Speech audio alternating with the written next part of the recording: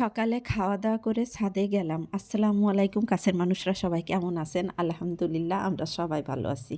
সকালে খাওয়া দাওয়া করে ছাদে গেলাম, আর আমরা তো ছাদেই গোসল করি। ছাদে সব কাপড় চাপড় নাড়ে আসছিলাম, আর এদিকে দুইটা ড্রাগন গাছ হয়েছে, তো সেই গাছ দুইটাও আপনাদের সাথে শেয়ার করলাম। এই গাছ দুইটাই না ফল ধরছিল, কিন্তু ফুল আসছিল, ফুলটা থাকেনি। ইনশাল্লাহ মনে হয় সামনের বছর থেকে হবে।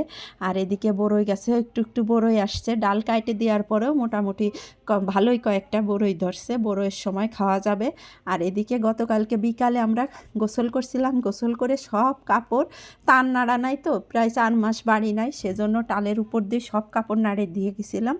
তো ছাদে ঘোরাঘুরি করে আবার রান্না করতে চলে আসলাম। গরুর মাংস হাতে মাখাই রান্না করব, ফ্রিজে মাংস ছিল, তো ভাবলাম গরুর মাংসই খাই। আর গরুর মাংস বা মুরগি যেই মাংসই বলেন না কেন, আলু দিয়ে রান্না করলে তো আসলে নতুন আলু দিয়ে রান্না করলে অনেক মজা লাগে। তো এই নতুন আলু যখন উঠলে মাংস বলেন সব কিছুই কিন্তু খাইতে অনেক সুস্বাদু লাগে। যেটার মধ্যে আলু দেওয়া হবে আমার কাছে মনে হয় সেইটার টেস্টই অনেক বাইরে যায়। আর আলুতে এমনি আমার ছেলেদের আমার খুবই পছন্দের। তো কড়াইতে তেল দিলাম, তেল দেওয়ার পরে পেঁয়াজটা বাদামি করে ভাজার পরে মাংসটা দিয়ে দিলাম। আর এই মাংসটা আমার ননদ রান্না করতেছে, ওর হাতের মাংসটা খেতে দারুণ মজা হয়।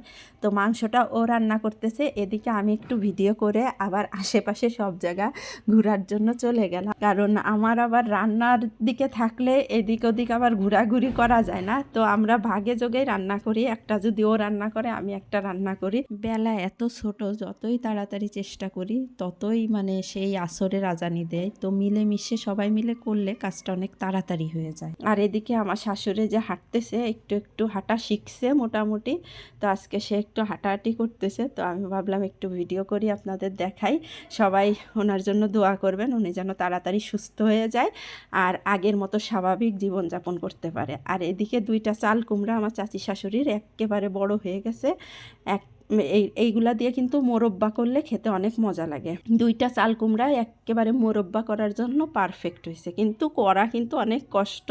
আর এদিকে চীনা হাঁসগুলো আটকায় রাখছে। আর এটা হলো ফারাজের গরু, ফারাজের গরুর একটা বাছুরও হয়েছে, কিন্তু গরুটা একটু কাবু হয়ে গেছে, খাওয়া দাওয়া ঠিকমতো হচ্ছে না, সেজন্য ঠিকমতো খাওয়া দাওয়া করাইতে হবে। অনেক কাবু হয়ে গেছে, এত কাবু ছিল না। আর এদিকে পিছনে যেইখানে আমাদের গাছগাছালি লাগানো, ওই জায়গাটাও আপনাদের দেখাচ্ছি। এই কচুগুলা কিন্তু রান্না করে খাইতে অনেক মজা লাগে। এটা হলো মান কচু, আপনারা কি বলেন অবশ্যই কমেন্ট করে জানাবেন। এই মান কচু দিয়ে মাছ, ইলিশ মাছ, তারপরে গরুর মাংস বা শক্ত মুরগি আছে না, সেই মুরগি দিয়ে রান্না করলে অসম্ভব মজা লাগে। তো আমরা যদি রান্না করি অবশ্যই সেই ভিডিওটা আপনাদের সাথে শেয়ার করব। আর এদিকে সবেদা গাছে, নতুন সবেদা গাছে সবেদা ধরছে, সেটাও আপনাদের দেখাইলাম। এখনও বড় পরিপক্ক হয় নাই, তাহলে ছিঁড়ে রেখে দিলে জাগ দিয়ে রাখলেই পাইকে যেত। আমরা তো জাগ দিয়া বলি, আপনারা কি বলেন জানি না, মানে কোনো ফল পাকানোরে আমরা বলি জাগ দিয়ে রাখা। ওই চালের মধ্যে বা তুষের মধ্যে রেখে দিলে দ্রুত পাইকে যায়। এদিকে আবার সুপারি গাছ আছে, আম গাছ আছে, তারপর মালটা গাছ আছে, লেবু গাছ আছে, অনেক গাছ, পেয়ারা গাছ, সব গাছ একসাথে। আর এটা হলো কচু বাগান, এখানে অনেক কচু ধরছে। এই কচুগুলা দিয়ে কিছু মানে একটা মনে হয় আমরা খাবো, আর বাদ বাকি বিক্রি করে দেওয়া হবে। আর এগুলো হলো আমাদের মুরগি, এই 5টা মুরগি, মানে মুরগির মাটা মারা গেছে, শিয়ালে খেয়ে ফেলছে, কিন্তু বাচ্চাগুলো আছে। এগুলো আমার চাচি শাশুড়িরা দেখে শুনে রাখছে, আমার ছোটো চাচি শাশুড়ি। তো 5টা মুরগি আছে, 2টা মোরগ আর 3টা হলো মুরগি। আর ওর মাটারে এই কয়েকদিন আগেই শিয়ালে ধরে নিয়ে গেছে। 10টা বাচ্চা ফুটছিল, 5টা আছে। আর এইদিকে আমি এবার পাঙ্গাস মাছের মাথা দিয়ে পুঁই শাক রান্না করব, তাও আমাদের নিজেদের টালের পুঁই শাক। সেটা ওই যে আর একটা যেই জমি আছে আমাদের, সেখানে লাগাইছে ফায়াজের দাদা।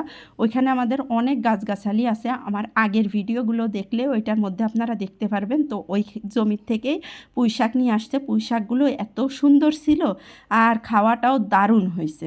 দেখেন বীজ হয়ে গেছে, এই বীজওয়ালা পুঁই শাক খাইতে কিন্তু অনেক মজা লাগে, বীজে কামড় দিলে পটপট আওয়াজ হয়, আমার কাছে কিন্তু খুবই ভালো লাগে। অনেকে তো এই বীজ কিনে খায়, এই বীজ রান্না করলেও অনেক মজা লাগে। তো শাকটা দিয়ে মাছটা ভালো করে কষাইলাম, আর সরি মাছ না, মাছের মাথা।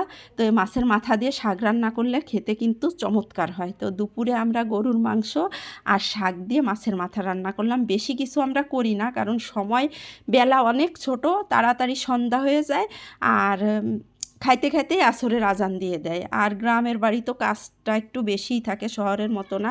আর বিকালে আমরা একটু গরম গরম চা খাবো ঠান্ডায়, গ্রামে তো ভালো ঠান্ডায় পড়ে গেছে, তো বিকালে লোকজন বাসায় আসলে চা নাস্তা সবাই মিলে একসাথে খাইতে অনেক মজা লাগে। আর দেখেন অনেক চা বানাইছি, লাল চা, এখন বিস্কিট দিয়ে সবাই খাবো। তো আজকের মতো এখানেই শেষ করতেছি। আমার ভিডিওটা কেমন লাগলো আপনাদের অবশ্যই কমেন্ট করে জানাবেন। সবাই সুস্থ থাকবেন, ভালো থাকবেন, আল্লাহ হাফেজ।